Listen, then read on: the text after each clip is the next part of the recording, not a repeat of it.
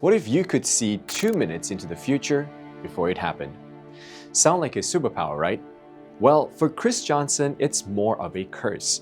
Because when the government finds out what you can do, you don't get a thank you card, you get haunted. This is Next, a 2007 sci-fi thriller where Nicolas Cage plays a man who can see the future and somehow still can't outrun his problems.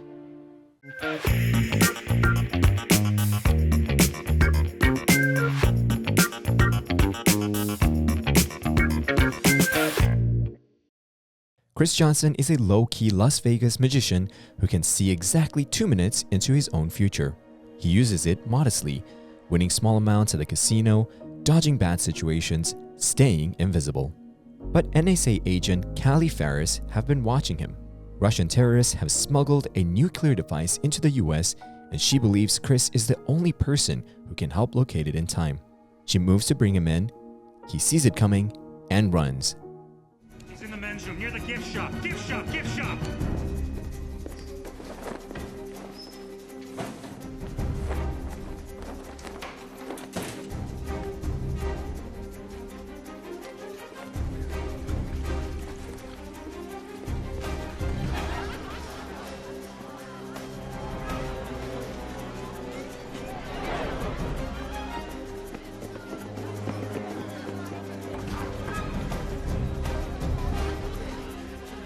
Davis, where the hell is he?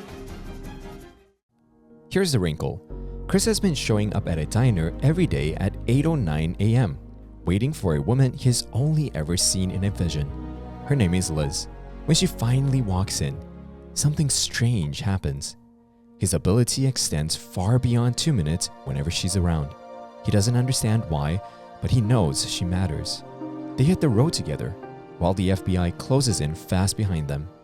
Eventually, Chris gets caught. Agent Ferris lays it out plainly. Nuclear bomb, millions of lives, he's the only shot they have. Chris has been burned by the government before and wants nothing to do with it.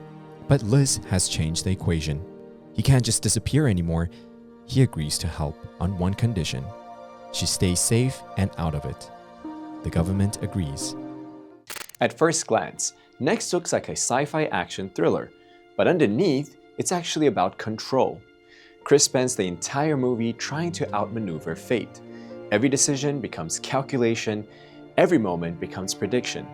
But the film quietly asks, if you can see every possible outcome, are you still truly living?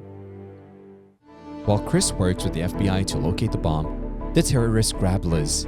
He pushes his power to the limits trying to find her. Chris navigates countless possible futures in real time. Failed rescues, deadly mistakes, alternate outcomes. The climax becomes a constant battle between prediction and consequences. Eventually, Chris identifies the bomb's location and attempts to stop the detonation. But the operation goes wrong. Something's wrong. I made a mistake. What? I made a mistake. It's happening. When? Now!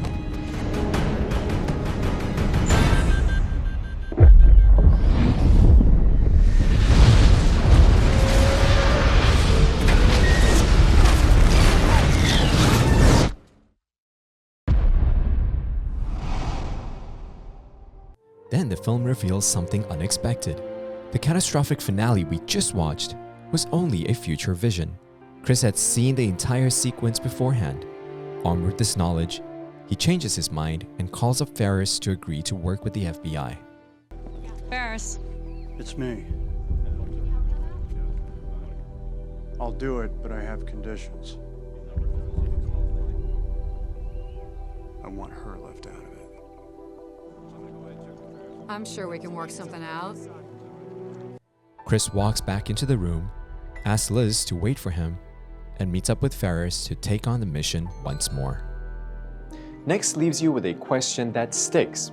If you could see every bad outcome before it happened, would that make you brave, or would it just make you exhausted? Chris spends the entire film running from the future until one person makes him want to run towards it instead.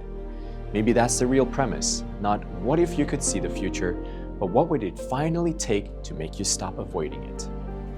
接下来我们揭晓今天的学习内容。We can work something out means we can find a solution, reach an agreement, or come up with a compromise that works for everyone involved. It's often used to reassure someone that a problem isn't impossible and that there's still room for negotiation or cooperation. For example, if you can't pay the full amount today, don't worry, we can work something out. In short, it means let's figure out a way to make this work. It usually conveys a tone of flexibility, willingness, and optimism. That's it for this episode of FUNDAY Cinephile, where we don't just watch films, we learn how to see life through them. It's amazing, isn't it? I end up in a diner where you are, both heading in the same direction. I don't know if I would call it amazing, but... Destiny. That's what it really is. Okay, I'm starting to get that psycho buzz. Oh, no. You don't believe in destiny?